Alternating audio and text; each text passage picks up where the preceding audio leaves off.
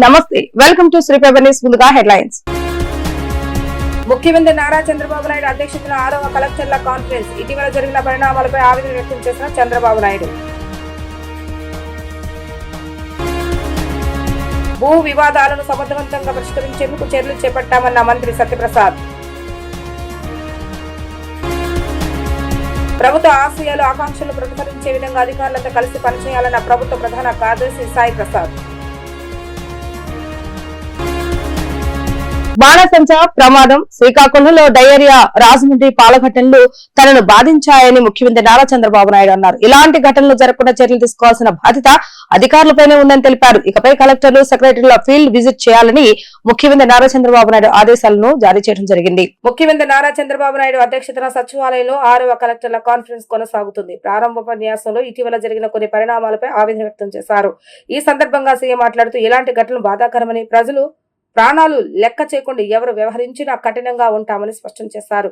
నీరు కలుషితం కావటం, పాలు కల్తీ చేయటం, బాణసంచ నిబంధనల ఉల్లంఘన వంటి విషయాలపైన సంబంధిత విభాగాలు ఏం చేస్తున్నాయని ప్రశ్నించారు. స్వార్థపరుల చేతుల పరిస్థితులు వెళ్లకుండా, ఉదాసీనతకు తానివ్వకుండా కఠిన చర్యలు తీసుకుంటామని హెచ్చరించారు. కలెక్టర్లు, సీనియర్ సెక్రటరీలు క్షేత్రస్థాయిలో పర్యటన చేయాలని ముఖ్యమంత్రి ఆదేశించారు. కలెక్టర్ల కనీసం 8 రోజులు, సీనియర్ సెక్రటరీలు 4 రోజుల పాటు ఫీల్డ్ విజిట్ చేయాలని సూచించారు. ఇలాంటి పర్యటనల వివరాలను పోర్టల్లో తయారు చేసి ఆన్లైన్లో అప్లోడ్ చేసేలాగా చీఫ్ సెక్రటరీ బాధ్యత తీసుకోవాలని ఆదేశించారు. క్షేత్రస్థాయి అధికార యంత్రాంగాన్ని అప్రమత్తం చేయడంలో కలెక్టర్లని ఈ విషయంలో ఎలాంటి రాజీ లేదని సీఎం స్పష్టం చేశారు. ఏది వాస్తవమో అధ్యయనం చేసుకుని తగిన నిర్ణయం తీసుకునే బాధ్యత కలెక్టర్ లేదని ఆయన పేర్కొన్నారు. వాటర్ సెక్యూరిటీ చాలా ఇంపార్టెంట్. దీనివల్ల గ్రౌండ్ వాటర్ టేబుల్ పెరిగితే దగ్గర గవర్నమెంట్ సబ్సిడీస్ 14,000 కోట్ల రూపాయలు. As on today we are giving power subsidy to different stakeholders. ఇందులో అగ్రికల్చర్కే ఒక 10,000 కోట్ల పైన ఇస్తున్నాం. ఎంత గ్రౌండ్ వాటర్ పెరిగితే అంత పవర్ కన్జంప్షన్ తగ్గుతుంది, ఎన్విరాన్మెంటల్ బ్యాలెన్స్ అవుతుంది. ఫ్లోరైడ్ కానీ లేకపోతే మీకు ఈ యొక్క సెలైన్ కానీ ఇవన్నీ తగ్గే పరిస్థితి వస్తాయి. దీన్ని మీరంతా కూడా గుర్తుపెట్టుకొని ఫైనలైజ్ చేయాల్సిన అవసరం ఉంది. అదే సమయంలో మీరు చూస్తే అన్ని చెరువులకు నీళ్లు ఇవ్వడానికి, ఆల్ వాటర్ బాడీస్ కి నెక్స్ట్ ఇయర్ నీళ్లు ఇవ్వడానికి ఇప్పటి నుంచే మీరు శ్రద్ధ పెట్టాలి. చిన్న అన్ని క్లియర్ చేసుకోవాలి. లాస్ట్ మైల్కు నీళ్లు తీసుకెళ్ళాలి. ఇంకొక పక్కన వెలుగొండ జూలైలో పూర్తి చేస్తాం. 30 ఏళ్ల వరకు నేనే ఫౌండేషన్ వేశాను. మళ్ళీ జూలైలో దాన్ని ఇనాగ్రేట్ చేసే పరిస్థితికి వస్తున్నాం. ఇది గ్రేట్ సాటిస్ఫాక్షన్. అదే సమయంలో పోలవరం 2027 ఎన్ని ఇబ్బందులు వచ్చాయో మీ అందరికి ఐడియా ఉంది. అలాంటిది డయాఫామ్ వాల్ పూర్తి చేసి తప్పకుండా పోలవరాన్ని జాతికి అంకితం చేసే బాధ్యత 2027లో ఈ ప్రభుత్వం పూర్తి చేస్తుందని చెప్పి కూడా నేను మీకు తెలియజేస్తున్నా. ఇది కాకుండా ఉత్తరాంధ్ర ప్రాజెక్టుల పైన, రాయలసీమ ప్రాజెక్టుల పైన శ్రద్ధ పెడతాం. ఇంకొక పక్కన 6వ పాయింట్ 2027 చివరికి అన్నారు కానీ 2026, 2027 మ్యాక్సిమం మార్చ్ నో ఎగ్జంప్షన్. ఎక్కడ కూడా భూ వివాదాలు లేని రాష్ట్రంగా తయారు చేస్తాం. No compromise on that. అందుకే నేను ఎవ్రీ మంత్ 9th ఒక ప్రోగ్రాం పెట్టుకున్నాను. ఆ మంత్ లో చేసినట్టన్నీ కూడా కంప్లీట్ చేయమన్నాం. బ్లాక్ చైన్ టెక్నాలజీ తీసుకొచ్చాం, QR కోడ్ పెట్టాం, సర్వేలు పర్ఫెక్ట్ గా చేస్తున్నాం, ఈకేవైసీ తీసుకుంటున్నాం. ఇవన్నీ తీసుకున్న తర్వాత ఎక్కడన్నా డిస్ప్యూట్ ఉంటే భూ వివాదాలను సమర్థవంతంగా పరిష్కరించేందుకు చర్యలు చేపట్టామని ఆంధ్రప్రదేశ్ రెవెన్యూ రిజిస్ట్రేషన్ స్టాంప్ శాఖ మంత్రి అనగాని సత్యప్రసాద్ యాదవ్ వ్యాఖ్యానించారు. రెవెన్యూ రిజిస్ట్రేషన్ స్టాంప్ శాఖల్లో స్పీడ్ డెలివరీపై దృష్టి పెట్టామని పేర్కొన్నారు. అమరావతిలోని సచివాలయంలో కలెక్టర్ల కాన్ఫరెన్స్ జరిగింది. కలెక్టర్ల సమావేశంలో మంత్రి అనగాని పాల్గొని మాట్లాడుతూ ఏపీలో సుమారు 4.5 కోట్ల ఎకరాల భూమి ఉంటే అందులో 22A నిషేధిత జాబితాలో 1,95,00,000 ఎకరాల భూమి చేర్చారని ప్రస్తావించారు. గ్రామ సభలు నిర్వహించి ప్రతి గ్రామంలోనూ నిషేధిత జాబితాలో ఉన్న భూముల వివరాలను అధికారులు ప్రకటించాలని సూచించారు. ప్రతి రైతుకు తన భూమి గురించి అవగాహన కల్పించేలాగా కలెక్టర్లు పర్యవేక్షించాలని ఆదేశించారు. ప్రపంచమంతా యుద్ధంతో విధ్వంసం జరుగుతుంటే ఏపీ మాత్రం అభివృద్ధి వైపు పరుగులు పెడుతుందని వ్యాఖ్యానించారు. ఏపీని మరింత ముందుకు నడిపించేందుకు స్పీడ్ డెలివరీ గవర్నెన్స్ ను పెంచేలాగా కలెక్టర్లు చర్యలు తీసుకోవాలని దిశానిర్దేశం చేశారు. ప్రభుత్వ పాలనలో వేగాన్ని పెంచుతూనే ప్రజలకు సర్కారుపై సంతృప్తిని కూడా పెంచాల్సిన అవసరం ఉందని తెలిపారు. సీఎం చంద్రబాబు నాయుడు ఆదేశించినట్లుగా అన్ని శాఖల్లోనూ 90% ప్రజల సంతృప్తిని సాధించాలని, రెవెన్యూ శాఖలో రిజిస్ట్రేషన్ సేవలపై ప్రజలు పూర్తిగా సంతృప్తిగా ఉన్నారని అన్నారు. భూ వివాదాలను సమర్థవంతంగా పరిష్కరించేందుకు కలెక్టర్లు కూడా తమ అభిప్రాయాలను ప్రభుత్వానికి తెలపాలని ఆయన సూచించారు. చాలా ఒక ప్రణాళిక వేసుకుని మన గౌరవ ముఖ్యమంత్రి గారు ముందుకు వెళ్తా ఉన్నారు. దాంట్లో భాగంగా మనం చూస్తూ ఉంటే ఆంధ్రప్రదేశ్లో మాత్రం గత 21 నెలల్లో మార్పినప్పుడల్లా కూడా అభివృద్ధి అనేది పురోగమన దిశగా పోతా ఉంది. దానికి అది నిదర్శనం. అలాగే ప్రతి ఒక్క రోజు కూడా ఏదో ఒక ప్రాజెక్టుకి ప్రకటన, శంకుస్థాపనలో ప్రారంభోత్సవం జరుగుతూ ఉంది. అదే కారణంగా ఈరోజు లోకేష్ గారు కూడా మనతో లేరు, ఇవాళ రేపు అలాంటి కార్యక్రమాల్లో ఉన్నారంటే దానికి నిదర్శనం గౌరవ ముఖ్యమంత్రి గారి యొక్క విజన్, క్రెడిబిలిటీ, ఆయన ఆర్నిషల్ కొనసాగిస్తున్నటువంటి కృషి దానికి కారణం అని చెప్పేసి తెలియజేస్తా ఉన్నాం. ఈ గత 20 నెలల్లో మనం 6.3 lakhs ఉద్యోగాలను మనం కల్పించాం. కాకపోతే 20 లక్షల ఉద్యోగాలు కల్పిస్తామని చెప్పి మనం మాట ఇచ్చాం. 50 లక్షల మందికి ఉద్యోగ అవకాశాలు కల్పించాలి దృఢ సంకల్పంతో ఇప్పుడు మనందరం కూడా పనిచేస్తా ఉన్నాం. నిజంగా చాలా సంతోషంగా ఉందని చెప్పి తెలియజేస్తా ఉన్నాం. అలాగే విజన్ 2047లో భాగంగా 165 GW క్లీన్ ఎనర్జీని ఉత్పత్తి చేయాలని లక్ష్యంగా పెట్టుకోవడం జరిగింది. ఇందుకు దోహదం పడే విధంగా అసైన్ భూముల చట్టాలను ఇటీవల సవరణ కూడా చేశాం. ఈ సవరణ ద్వారా క్లీన్ ఎనర్జీ ప్రాజెక్టులకు లీజుకు ఇవ్వచ్చు. తద్వారా ఆ ప్రాజెక్టులు త్వరగా ఏర్పడటానికి, అలాగే ముఖ్యంగా ఏదైతే వెనుకబడిన ప్రాంతాల్లో బీడు భూములు, చౌడు భూములు ఉన్నాయో అక్కడున్న రైతులకు కూడా స్థిరమైన ఆర్థికంగా స్థిరపడే విధంగా వారికి కూడా మంచి లబ్ధి పొందే విధంగా కూడా ఈ సవరణ చేయడం నిజంగా చాలా ఆనందదాయకం. రాష్ట్రానికి వస్తున్న పెట్టుబడులు బుల్లెట్ వేగంతో గ్రౌండ్ చేయాల్సిన అవసరం చాలా ఉంది. ఇందుకోసం స్పీడ్ ఆఫ్ డూయింగ్ బిజినెస్ నుంచి స్పీడ్ ఆఫ్ డెలివరీ గవర్నెన్స్ గురించి మన సీఎం గారు గత కలెక్టర్ కాన్ఫరెన్స్ చెప్పడం జరిగింది. మనం మన పాలనలో కొంత వేగాన్ని పెంచాం. అటు సంక్షేమ పథకాలపై సక్రమంగా అందించడంతో పాటు అభివృద్ధి పనులు కూడా గ్రౌండ్ చేయిస్తా ఉన్నాం. స్పీడ్ ఆఫ్ గవర్నెన్స్ ని మరింత పెంచాల్సిన అవసరం కూడా ఉంది. అలాగే దాంట్లో కూడా మనం జాగ్రత్తలు తీసుకోవాల్సిన పరిస్థితి మనకు కనపడతా ఉంది. అందులో ముఖ్యంగా పబ్లిక్ పర్సెప్షన్ 90% ఉండాలని చెప్పేసి గౌరవ ముఖ్యమంత్రి గారు ఇప్పుడు తెలియజేస్తా ఉన్నారు. మనం ఆ విధంగా 90% వారికి ఆ పర్సెప్షన్ కలిగించే విధంగా పనిచేయడం మన బాధ్యత అని చెప్పేసి కూడా తెలియజేస్తా ఉన్నాను. ప్రభుత్వ ఆశయాలు, ఆకాంక్షలు ప్రతిఫలించే విధంగా అధికారులంతా కలిసి పనిచేయాలని, కలిసి సాధించేలా వ్యవహరించాలని రాష్ట్ర ప్రభుత్వ ప్రధాన కార్యదర్శి జి సాయి ప్రసాద్ జిల్లా కలెక్టర్లు అధికారులకు సూచించారు. స్వర్ణాంధ్రప్రదేశ్ లక్ష్య సాధనలో భాగంగా 55 లక్షల తలసరి ఆదాయం సాధించే దిశగా ప్రయత్నాలు జరుగుతున్నాయని, దీనికి అధికార యంత్రాంగం చిత్తశుద్ధితో పనిచేయాల్సిన అవసరం ఉందని చెప్పారు. రాష్ట్రంలో పెట్టుబడులు రావడానికి అవసరమైన సంస్కరణలు, చర్యలు, విధానాలను సమగ్రంగా అవలంబించాలని అన్నారు. రాష్ట్ర సచివాలయంలో నిర్వహించిన జిల్లా కలెక్టర్ల సదస్సులో రాష్ట్ర ప్రభుత్వ ప్రధాన కార్యదర్శి జి సాయి ప్రసాద్ ప్రారంభ ఉపన్యాసం చేశారు. ప్రభుత్వ ఆశయాలు, లక్ష్యాలను జిల్లా కలెక్టర్ కు వివరించారు. ప్రభుత్వ విధానాలను మరింత మెరుగైన రీతిలో అమలు చేసేందుకు, అధికారుల పనితీరు ముదింపు వేసేందుకు ఈ సమావేశం దోహదపడుతుందని అన్నారు. 2.4 ట్రిలియన్ ఎకానమీ దిశగా రాష్ట్రం పయనిస్తుందని అన్నారు. ప్రభుత్వ సేవల కోసం పౌరులెవరూ కూడా ప్రభుత్వ కార్యాలయాలకు వెళ్లాల్సిన అవసరం లేకుండా వారి మొబైల్ ఫోన్ ద్వారానే ప్రభుత్వ సేవలు అన్నింటినీ పొందేలాగా ముఖ్యమంత్రి ఒక సదాశయంతో మనమిత్ర వాట్సాప్ గవర్నెన్స్ ను తీసుకొచ్చారని అన్నారు. దీన్ని ప్రజలంతా సమర్థవంతంగా ఉపయోగించుకునేలాగా, మనమిత్ర ఎక్కువగా వినియోగించుకునేలాగా జిల్లా కలెక్టర్లు చర్యలు తీసుకోవాలని అన్నారు. ప్రభుత్వం రూపొందించిన విధానాలను సావధానంగా అమలు చేయటం ద్వారానే ప్రజలకు ప్రయోజనాలు అందుతాయని అన్నారు. క్వాంటమ్ వ్యాలీ ఏర్పాటుతో కంప్యూటింగ్ రంగంలో అమరావతి దేశంలోనే అగ్రస్థానంలో నిలుస్తుందని చెప్పారు. క్వాంటమ్ వ్యాలీ దేశానికి, ప్రపంచానికి ఒక ఆదర్శంగా నిలుస్తుందని ఆకాంక్షిస్తున్నట్లుగా తెలిపారు.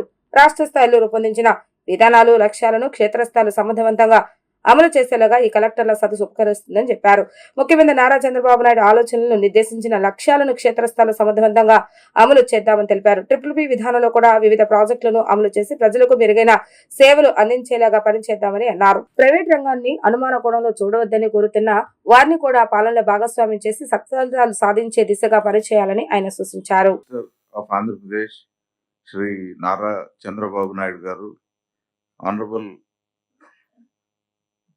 Deputy chief minister Shri Pawan Kalyan garu, honourable finance minister, honourable revenue minister, all honorable ministers present.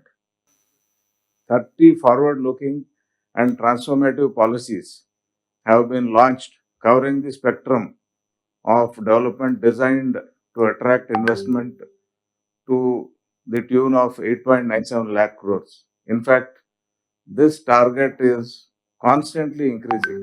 So we need to there is no limit to these investments. And the issue with all policies, like the department needs to go into detail as to how to implement them and how to make good the promises which are part and parcel of the policy. No policy is good if it does not yield into tangible results. The state has also unveiled the Amaravati Quantum Valley mission, drawing inspiration from global deep tech ecosystems and aiming to position Andhra Pradesh as a global leader in quantum R&D. As all of you are well aware, quantum computing is a different computing where we don't have zeros and ones in the computing system. It is a totally different, it has an underlying mechanism, and it helps solve issues which in regular computing takes several days to resolve. So to dare to dream about quantum computing, which is not fully established into usable applications, even in the United States, requires a rare kind of courage. Shri Durga Malleswara Swamy వారి దేవస్థానం ఇటీవల జరిగిన మహా కుంభాభిషేక మహోత్సవాల్లో చోటు చేసుకున్న బంగారం చోరీ కేసును పోలీసులు ఛేదించారు. నిందితురాలను అరెస్టు చేసి ఆమె నుంచి ఆభరణాలను స్వాధీనం చేసుకున్నారు. చోరీ చేసిన 125 గ్రాముల విలువైన వివిధ బంగారు ఆభరణాలను స్వాధీనం చేసుకున్నట్లుగా ఏడీసీపీ గుణం రామకృష్ణ వివరించారు. ఇంద్రకీలాద్రిపై దుర్గమ్మ దర్శనానికి వచ్చిన భక్తురాలి బ్యాగ్ లోని ఆభరణాలను అపహరించిన పాత నేరస్తురాలు విశాఖపట్నం మొదలవాడ నివాసి కోవెల కొండ నీరాజును సాంకేతిక పరిజ్ఞానంతో గుర్తించి అరెస్టు చేసినట్లుగా ఏడీసీపీ రామకృష్ణ తెలిపారు. మంగళవారం నిర్వహించిన విలేకరుల సమావేశం వివరాలను ఏడీసీపీ వెల్లడించారు. ఈ నెల 6వ తేదీన హైదరాబాద్ నుంచి మాదాపూర్ కు చెందిన కాకర్ల సుష్మా కుటుంబ సభ్యులతో కలిసి దుర్గమ్మ దర్శనానికి వచ్చారు. దర్శనం అయ్యాక బయటకు వచ్చి హ్యాండ్ బ్యాగ్ లో చూడగా ఆభరణాలు బ్యాగ్ మాయమైంది. దీంతో ఆమె పోలీసులకు ఫిర్యాదు చేయగా సీసీ కెమెరాలను పరిశీలించారు. ఓ మహిళ చోరీ చేసినట్లుగా గుర్తించారు. నెట్ గ్రిడ్ లో ఆమె ఫోటోను అప్లోడ్ చేయగా ఫోన్ నంబరు, చిరునామాతో సహా వివరాలు తెలిపింది. ఆమెను అదుపులోకి తీసుకుని పూర్తి స్థాయిలో బంగారాన్ని రికవరీ చేసినట్లుగా ఏడీసీపీ తెలిపారు. విశాఖపట్నంలోని Maharanipeta, Gopalapatnam, 1 town police station పరిధిలో మరో 3 కేసులు నమోదైనట్లుగా తెలిపారు. నిందితురాలని గుర్తించి చోరీ సొత్తు రికవరీ చేసి 1 టౌన్ సిఐ గుండ్రాం, ఎస్ఏలు రఘునాథ్, సత్యనారాయణ, భాగ్యలక్ష్మిలను సిపి రాజశేఖర బాబు, ఏడీసీపీ రామకృష్ణ అభినందించారు. సుష్మా అనే ఆవిడ కుటుంబ సభ్యులతోటి గుంటూరు ఒక వివాహానికి హాజరయ్యి ఆ రోజు మధ్యాహ్నం మన అమ్మవారి దర్శన నిమిత్తం దర్శనం చేసుకుని బయటికి రావిచేడి దగ్గరికి వచ్చిన తర్వాత తన బ్యాగ్ జిప్పు తీసి మళ్ళీ జిప్ వేయడం మర్చిపోవడం వల్ల దాంట్లో తను పెట్టుకున్న 125 గ్రాముల బంగారు వస్తువులు బాక్సు మిస్ అయినట్లు చూసుకుంది. ఇది మధ్యాహ్నం 12:27 జరిగింది. ఇమ్మీడియట్లీ మన సిఏ గారికి అక్కడ అవుట్ పోస్ట్లో ఉన్న సిబ్బందికి అందరూ కూడా చెప్పడంతో ఇమ్మీడియట్లీ సిఏ గారు తన దగ్గర ఉన్న క్రైమ్ టీం ఇవన్నీ కూడా ఈ సీసీ కెమెరాలను వాచ్ చేయడం జరిగింది. దాంట్లో రావిచెట్టు దగ్గర ఉన్న సీసీ కెమెరా ఈ మధ్యకాలంలో ఈ వాటర్ పడి పనిచేయకపోవడం వల్ల ఆ టైంకి ముందు ఆ టైమింగ్స్ అన్నీ కూడా తీసుకుని మిగతా కెమెరాలను చూస్తే ఒక అమ్మాయి మెట్ల మార్గంలో రాజగోపురం నుంచి మెట్ల మార్గంలో ఆపోజిట్ డైరెక్షన్ దిగి ఆటోలో బయటికి వెళ్ళడం గుర్తించారు. ఆ ఆటోని సీసీ కెమెరాల ద్వారా ఫాలోఅప్ చేస్తే 1 టౌన్లో లాడ్జ్లో అమ్మాయి దిగినట్లు అక్కడ అడ్రస్ అన్ని తీసుకుంటే ఈ అమ్మాయి మన పాత నేరస్తురాలని చెప్పి తెలిసింది. ఆ ఫొటోస్ అన్నీ తీసుకుని నాట్ గ్రీట్లో వేస్తే ఈ అమ్మాయి కోవెలకొండ నీరజ్ అని, ఈ అమ్మాయి మధురవాడ విశాఖపట్నం జిల్లా. ఈ అమ్మాయి అడ్రస్ ట్రేస్ అయింది. దాన్ని ఓఎస్ అంటే అవుట్సోర్సింగ్ ఇంటెలిజెన్స్ దీంట్లో పెట్టి ఈ అమ్మాయి అడ్రస్ కనుక్కొని మన క్రైమ్ సిబ్బందిని పంపించి అమ్మాయిని తెప్పించడం జరిగింది. అమ్మాయి దొంగతనం చేసిన గోల్డ్ వస్తువులు అన్నీ కూడా రికవరీ చేసి ఆ అమ్మాయిని అదుపులో తీసుకుని నిన్న అరెస్ట్ చూపించడం జరిగింది. ఎస్, ఈ అమ్మాయి మీద గతంలో 2022లో ఒక కేసు, తర్వాత 2023లో 2 కేసులు కూడా, ఇవన్నీ కూడా విశాఖపట్నం టౌన్లో ఉన్నాయి. ఇవన్నీ కూడా పర్సు లిఫ్టింగ్ కేసులే, 3 కేసులు కూడా. ప్రతి సంవత్సరం వేసవి కాలంలో అసంఘటిత కార్మికులు, రోడ్డుపై పనిచేసే కూలీలు, ఆటో డ్రైవర్లు, రిక్షా కార్మికులు తీవ్ర ఎండలతో ఇబ్బందులు పడకుండా ఉండేందుకు చలివేంద్రాలను ఏర్పాటు చేస్తున్నామని సెంట్రల్ ఎమ్మెల్యే బోండా ఉమా తెలిపారు. వడగాల్పుల ప్రభావం ఎక్కువగా ఉండే అవకాశం ఉన్నందున ప్రజలందరూ ఆరోగ్యంపై ప్రత్యేక శ్రద్ధ తీసుకోవాలని ఆయన కోరారు. 33వ డివిజన్ గవర్నర్పేట ప్రెస్ వద్ద ఏర్పాటు చేసిన చలివేంద్రాన్ని సెంట్రల్ ఎమ్మెల్యే బోండా ఉమా ప్రారంభించారు. ఈ సందర్భంగా ఆయన మాట్లాడుతూ ప్రతి సంవత్సరం వేసవి కాలంలో ప్రజలు తీవ్ర ఎండలతో ఇబ్బందులు పడకుండా ఉండేందుకు చలివేంద్రాలను ఏర్పాటు చేస్తున్నామని తెలిపారు. ఈ కార్యక్రమాన్ని పార్టీ తరపున అలాగే సొంత నిధులతో కూడా నిర్వహిస్తున్నామని చెప్పారు. మున్సిపల్ కార్పొరేషన్ కమిషనర్ తో మాట్లాడి నియోజకవర్గంలోని అన్ని డివిజన్లో కూడా చలివేంద్రాలు ఏర్పాటు చేయాలని సూచించామని తెలిపారు. ఇందులో భాగంగా ఈ రోజు 58వ డివిజన్ డాబాకుట్ల సెంటర్ లో మొదటి చలివేంద్రాన్ని ప్రారంభించినట్లుగా తెలిపారు. వర్షాలు పడే వరకు ఈ చలివేంద్రాలు ప్రతిరోజు ఉదయం 6 గంటల నుంచి సాయంత్రం 8 గంటల వరకు ప్రజలకు అందుబాటులో ఉంటాయని తెలిపారు. అన్ని కేంద్రాల్లో చల్లటి మంచినీరు, మజ్జిగ అందుబాటులో ఉంచుతున్నామని చెప్పారు. ఎండల తీవ్రత ఎక్కువగా ఉన్నందున అత్యవసర పనులు ఉంటేనే బయటకు రావాలని, ముఖ్యంగా మహిళలు, వృద్ధులు, చిన్నపిల్లలు జాగ్రత్తగా ఉండాలని సూచించారు. వడగాల్పుల ప్రభావం ఎక్కువగా ఉండే అవకాశం ఉన్నందున ప్రజలందరూ ఆరోగ్యంపై ప్రత్యేక శ్రద్ధ తీసుకోవాలని కోరారు. ఏపీలో ముఖ్యమంత్రి నారా చంద్రబాబు నాయుడు నేతృత్వంలోని కూటమి ప్రభుత్వం ఆర్థిక వ్యవస్థను కుప్పకూల్చిందని వైసీపీ అధినేత జగన్ మండిపడ్డారు. బడ్జెట్ గణాంకాల నుంచి అవినీతి పరుల వరకు అనేక అంశాలపై గణాంకాలతో సహా విమర్శలు గుప్పించారు. పరిపాలనా అధ్యక్షుడిగా బిల్డప్ ఇస్తున్న చంద్రబాబు నాయుడు వాస్తవానికి రాష్ట్రాన్ని అప్పుల ఊబిలోకి నెట్టారని దుయ్యబట్టారు. తాడేపల్లిలోని పార్టీ కేంద్ర కార్యాలయంలో నిర్వహించిన మీడియా సమావేశంలో వైసీపీ అధినేత జగన్మోహన్ రెడ్డి మాట్లాడుతూ కూటమి ప్రభుత్వం ప్రవేశపెట్టిన బడ్జెట్ లో అన్ని మోసపూరిత అంకెలే ఉన్నాయని ఆరోపించారు. కాగ్ నివేదికను ఉదాహరిస్తూ ప్రభుత్వం చూపిస్తున్న లెక్కలకు వాస్తవాలకు పొంతన లేదని విమర్శించారు. మేము 5 ఏళ్లలో చేసిన అప్పుల కంటే చంద్రబాబు నాయుడు 2 ఏళ్లలోనే ఎక్కువ అప్పులు చేశారు అని జగన్ ఫైర్ అయ్యారు. వైసీపీ హయాంలో కోవిడ్ కష్టాల్లో కూడా ఎన్బీసీ పరిమితిని దాటలేదని, కానీ చంద్రబాబు నాయుడు అధికారంలోకి రాగానే నెట్ బారోయింగ్ సీలింగ్ దాటి విచ్చలవిడిగా అప్పులు చేస్తున్నారని ఆరోపించారు. కూటమి ప్రభుత్వం ఇప్పటికే 3.30 లక్షల కోట్ల రూపాయల అప్పులు దాటేసిందని, జీఎస్డీపీలో అప్పుల శాతం 5.08కి పెరిగిందని గణాంకాలు వివరించారు. ప్రజలకు ఏదైనా దానివల్ల మంచి జరిగిందా అన్నది ఒక్కసారి ఆలోచన చేస్తే 16 రోజుల అసెంబ్లీ సమావేశాలు సైతం చంద్రబాబు నాయుడు గారి బడ్జెట్ మీద తాను పెట్టిన మోసాలు, కల్పిత లెక్కలు, అబద్ధాలు ఇవి మాత్రమే ప్రజలకు కనిపించాయి తప్ప ప్రజలకు జరిగిన మేలైతే ఒక పెద్ద సున్నా. ఇన్ఫ్యాక్ట్ ప్రజలను ఎలా తప్పుదోవ పట్టిస్తా ఉన్నాడు అన్న విషయంపై నేను గత నెల 19వ తారీఖున ప్రెస్ మీట్ పెట్టి చాలా సవివరంగా కూడా చెప్పాను. తనను మొదటి బడ్జెట్లో తాను పెట్టినప్పుడే అయ్యా చంద్రబాబు గారు వీటికి సంబంధించి సమాధానాలు ఉన్నాయా అని చెప్పి అడగడం జరిగింది.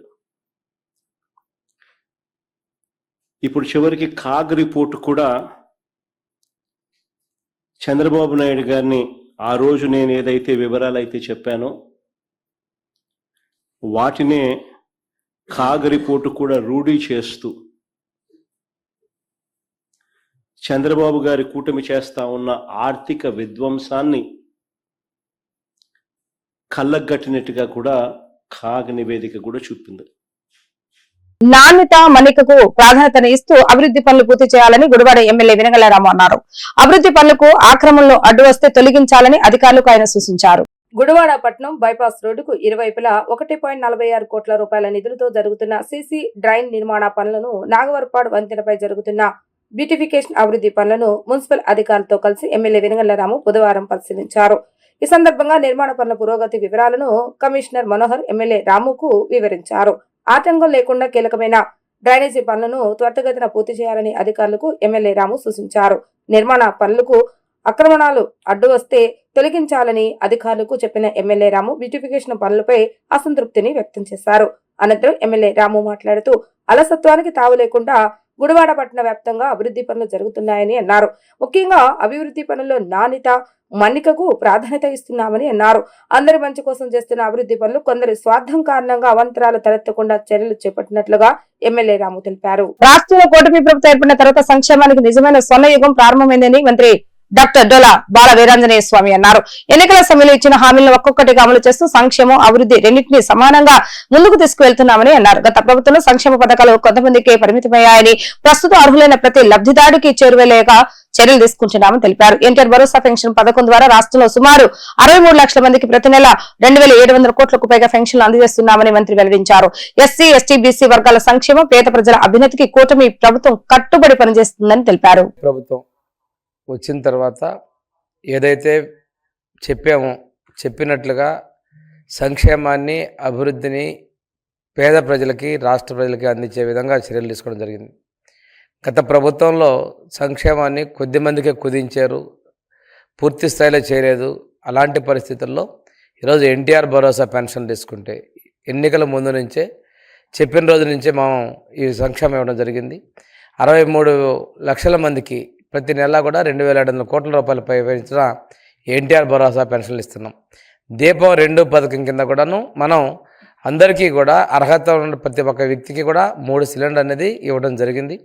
అన్నదాత సుఖీభవ రాష్ట్ర చరిత్రలో ఎన్నడూ ఏ రాష్ట్రం చేయని విధంగా సంవత్సరానికి 20,000, ఇప్పటికే 14,000 అకౌంట్లో జమ చేయడం జరిగింది.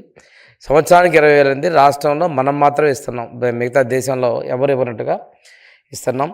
తల్లికి వందనం కూడా ఎంతమంది పిల్లలుంటే అంతమందికి ఈ రోజున అంత వారి అకౌంట్లో 15,000 రూపాయలు లెక్కన మనం చేస్తూ ఉన్నాం. దేశంలో కూడా ఇలాంటి సంక్షేమం ఇస్తున్న ప్రభుత్వం ఏదైనా ఉందంటే ఆంధ్రప్రదేశ్లో ఉన్నటువంటి నారా చంద్రబాబు నాయుడు గారి సారథ్యంలోని ఎన్డీఏ ప్రభుత్వం ఇస్తూ ఉంది. ఒకసారి చూసుకుంటే దీనివల్ల డ్రాప్ అవుట్స్ జరిగాయి. అదేవిధంగా ముఖ్యమంత్రి గారు ఈ మధ్యనే పాపులేషన్ మేనేజ్మెంట్ గురించి ప్రకటన ఇచ్చారు. పాపులేషన్ మేనేజ్మెంట్లో కూడా కీలకంగా ఈ అన్నదాత సుఖీభావ కూడా ఉండబోతుందనే దానికి చక్కటి నిదర్శనం కూడా తెలియజేసుకుంటూ ఈరోజు ప్రభుత్వం ఇచ్చేటువంటి ప్రతి ఒక్క సంక్షేమాన్ని కూడా ప్రతి ఒక్క లబ్ధిదారుడికి కులము, మతము, పార్టీ ఎలాంటివి చూడకుండా అందించాలనేది మా ముఖ్యమంత్రి గారి ఆలోచన. అందులో భాగంగానే P4 విధానం తీసుకొచ్చారు. పబ్లిక్ ప్రైవేట్ పీపుల్స్ పార్ట్నర్షిప్ తీసుకున్నారు. దీని ద్వారా బంగారు కుటుంబాలని మార్గదర్శకులతో కలిపి ఆ కుటుంబాలలో ఆర్థికంగా వారిని సాధించేందుకోసం ముఖ్యమంత్రి గారు కృషి చేస్తూ ఉన్నారు.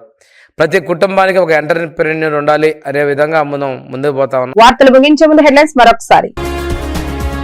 ముఖ్యమంత్రి నారా చంద్రబాబు నాయుడు అధ్యక్షతన 6వ కలెక్టర్ల కాన్ఫరెన్స్. ఇటీవల జరిగిన పరిణామాలపై ఆవేదన వ్యక్తం చేసిన చంద్రబాబు నాయుడు. భూ వివాదాలను సమర్థవంతంగా పరిష్కరించేందుకు చర్యలు చేపట్టామన్న మంత్రి సత్యప్రసాద్. ప్రభుత్వ ఆశయాలు, ఆకాంక్షలు ప్రతిఫలించే విధంగా అధికారులతో కలిసి పనిచేయాలన్న ప్రభుత్వ ప్రధాన కార్యదర్శి సాయి ప్రసాద్. ఇవి ఈ రోజు వార్తా విశేషాలు. మళ్ళీ త్రిపుర సమయ వార్తలు మళ్ళీ కలుద్దాం. అంతవరకు సెలవు, నమస్కారం.